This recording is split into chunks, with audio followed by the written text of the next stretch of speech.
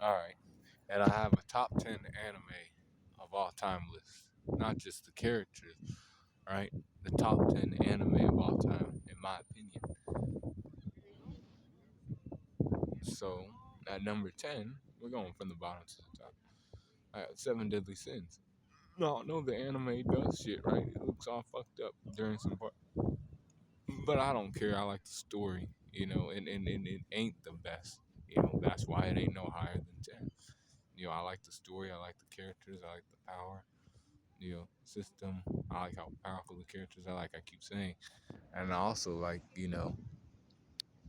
certain females in the show. They don't look that bad.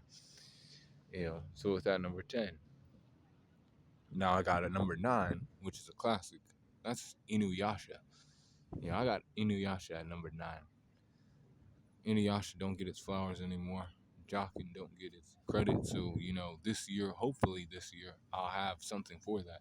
Um, as long as I get my ends, I get my fucking money. When I'm supposed to and all that extra stuff, which is every day.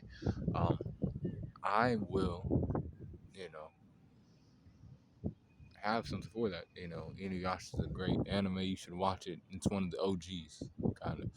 You know,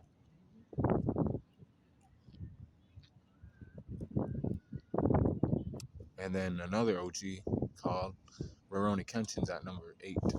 That one's really good too. I like swords and other things, right? Samurai type shit, and that's what that is. You know, but this guy, he didn't put his sword down.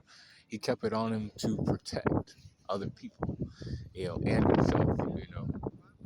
He would, instead of slaying people, being a manslayer, he would use the sword to protect others instead of cause harm. You know, and that's what the story's about in a nutshell. Inuyasha, I have to tell you a little bit about that. That's about a half breed who needs to go after a jewel shard to keep it out of the hands of an evil demon named Naraku who likes to play games with people. In Kenshin Himura, in his story, he's trying to suppress his past, but like also knowing that that will always be a part of him. He'll always be somebody who carries a sword, and people will remember him. Certain people will remember him as that guy who always killed people and shit, no matter what he does. And that's I got that at number 8, Ruroni Kenshin. But number 7 is the only new age anime on this list, and that's JJK. JJK is on this list. You got characters like Gojo and Megumi, and the main character don't get his flowers that much, but he will get his flowers in season 3 and beyond. But this anime is pretty dark. The you know season 2 showed that sometimes you don't win all the time. You take a lot of L's too, as like the main, as the good guy group. But you keep persevering in other things, and one day, shit changes, and you defeat that villain that you need to defeat. And that's what JJK is about. You know, a lot of downs. You know, but then ups come. Too. It's one of the dark trio, and it's the best of the new gen anime out of all of them. That's what I know. And then at number 6, I got Fairy Tail. Fairy Tail doesn't get its flowers. See, I remember when Fairy Tail came out, it was like one of the ones that was being talked about with the likes of, the big three and Dragon Ball Z. You know, now people are kind of like, they talk of Black Clover and all this other shit. And I'm like, man, I was there for Fairy Tail when it came out. I'm still with Fairy Tail now. I said, I'm with that. I'm with Fairy Tail like that. I have a Fairy Tail video coming out today, too. And Hiro Mashima has the best, way of, showing women. That's all I'm saying. In Shonen Jump magazine. In Shonen Jump, not magazine, but in Shonen Jump manga. That's what I know. And it's Hiro Mashima that does that the best. I'll tell you that right now. I will never, like, say anybody else. He's the best at that. You know, the other, manga should probably he calls what he does. as far as drawing females go. And then the power system is, all right. The magical powers of these characters, in Fairy Tale, the guild, these people are powerful. You know, there's nothing to, not like, except maybe that, you know, every villain becomes a good guy essentially after, they defeat them and they join the good guy side, whether that be, they join Fairy Tale or they join another guild that's good. You know, it's kind of, a formula that is noticeable, and then it just sticks with it and it stays consistent. But I like it because it stays consistent. Um, Number five, I got Naruto at number five. Naruto series. You know, Naruto, great. Shippuden, even better. Boruto, that shit's trash, man. Two Blue Vortex comes back in it and it does shit right. I might put it at the number four spot, but I probably won't. Naruto, I don't need to explain Naruto that much. He was the, kid who had a dream of becoming Hokage. He lost some people, he, gained some friends, he got powerful, and it took a while too, and he even got his friend back, and then he calls to his other friends, wish, she wanted Naruto to find Sasuke again, and Naruto did that. He kept his promises and he did what he set out to do. Now it took some time, but he fucking put the hat on and shit, and we got to see that.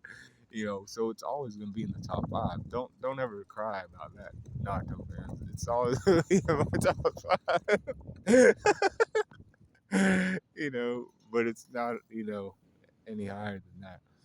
You know, Number four, I got Bleach. Bleach doesn't get its flowers enough, and Bleach did go on hiatus for like 10 years, a long time. You know, Bleach was, you know, and it is, one of the big three, Naruto's too, but it's always the one that's slept upon. I don't know how to I kind of don't know how because it was always on Adult Swim growing up.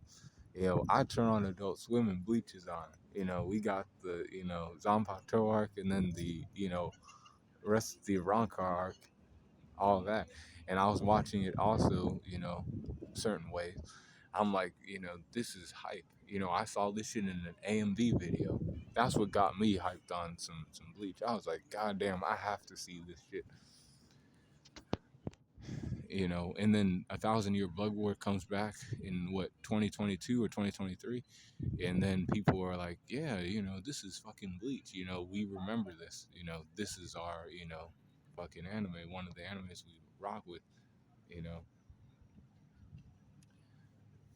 Bleach is one to watch, and it's actually less episodes than Naruto and One Piece, so you can watch it. I definitely recommend watching it. I have it above Naruto. You should see what's up. That's all I'm saying. You should see what's up. And then at number three, I got Yu Yu Hakusho. That one is a good one too. That one is really good. You know, there's some romantic scenes. There's some, really, good fights. This guy is a brawler. He doesn't take shit from no one. If he has a job to do, he does it. Even if he has to die to, you know, get the power to power up and, come back and defeat the enemy. That's what Yusuke does. He's there. And throughout his journey, he was a delinquent, right? You know, he didn't have a father. His mother was a drunk, so he, didn't like life, and then he died. And then Koima was like, "You have some redeeming qualities about you, Yusuke. You can come back to life and kill demons for me." And he was like, "Nah, I don't want to." But then he saw how his death impacted everybody in his life, and he was like, "Damn, people do actually need me, and they, do kind of care about my existence, so I might as well come back." And he came back, and he did what he was doing, you know, kicking ass and taking names. He did that for a while, you know, and he found Tagoro. Tagoro was a guy that wanted to die because he used to be like Yusuke, much a fighter who defended people, but he, kind of lost himself because he became the thing that he hated, the demons. And then he was looking for Yusuke to destroy him, and Yusuke did destroy him, and Yusuke was becoming more powerful. He was like the most powerful, and then Sensui showed up. Sensui shows up. Sensui is a spirit detective like Yusuke, and then this served, to show that Yusuke is more powerful, but also he could go down the path of, Sensui. Sensui tried to destroy the world because he didn't like the job of spirit detective, because he found out that humans weren't all that great, and he was like basically doing all he could to defend people, but these people, he had a warped mindset. So he's like, these people, kill demons and other things, and I never once stopped to ask, what did that demon do to me for me to want to kill that demon? I'm just doing my job. I'm just blindly following something. And then he's like, I should just kill all human beings and shit, because we're not worth saving. And, Yusuke's like, you're crazy, you didn't do your job right, but I'm going to do my job right. It's the only thing that I fucking have, you know, that makes this life interesting for me. So I will defeat you. And he did defeat him, but then he had, some problems about himself because he was actually part demon himself. So he went to Demon World and he figured that part out too. And it was just a great story. And it's like an anime that's 112 episodes, easily digestible. You know, watch it. And I'm on that I'm on that shit, y'all. You have to bring back Yu Yu Hakusho for a rerun, since Ruroni Kenshin's getting a rerun and some other animes from back then are getting a rerun. Yu Yu Hakusho needs its flowers and other things. You know, how is Hunter x Hunter gonna get a rerun but not Yu Yu Hakusho? I think Yu Yu Hakusho needs a rerun. I saw those OVAs, and if it has the animation of the OVAs had, man, that anime is gonna be popular again too. Like, how it should be. You know, number two, I have Dragon Ball Z, the Dragon Ball Z. Legendary, creator Akira Toriyama died last year, and if you know me, that's part of the reason why I made this channel too. you know, Dragon Ball Z is, everybody knows it. Even people who don't fuck with anime, they're like, oh, that's that guy called Goku. That's Kamehameha. That's Dragon Balls that can do certain things. Wishes can be granted, wished upon by, you know, and Dragon Ball Z will be here for a while, man. Don't think that won't. You know, Dragon Ball Super needs to come back. And I'm still watching Daima too myself. I'm waiting for the dub to come out. I'm always waiting on that dub. But at number one, you obviously know because you see it. That's One Piece. Monkey D. Luffy does it. And he's just a guy that wants to be king of the pirates, and it's like simple for him. I want to be king of the pirates, so I'm gonna do what I can to do that. If I have to destroy people on the way, I have to add people to my crew. And I only want certain people on my crew. I don't want people who fuck with other people. I want people who see in me that I have that goal and that I can achieve my goal. And they can stick with me, and I'll protect them too. We'll all go after our goals together, but I will never lose sight of my goal either. And I'll fight whoever I need to get there. And if I have to, help other people out, along the way, not necessarily trying to, but if I have to because they're a threat to me and everybody I know, then I will, and I'll protect them. The hero of liberation. That's Luffy. He has a goal, and he's gonna obtain his goals probably. But it takes a long time, and it's like that's the thing about One Piece. It's a long journey. People don't like that slow, long shit. They don't like shit being drug out. They don't like shit being, you know, it's not just about Luffy. It's about the people that made Luffy who he was, and they don't like seeing that shit. But as an anime head and as a person who likes One Piece, it makes sense to me, and I'm here for the long haul and shit. If that shit lasts, until I'm 30, I said cool. That's what I see. I see One Piece ending when I'm 30. I'm 26 now. So do the math on that. That's how long I think One Piece has left as far as an ongoing anime goes. But stay cool on the corner, and those are my top 10 anime of all time.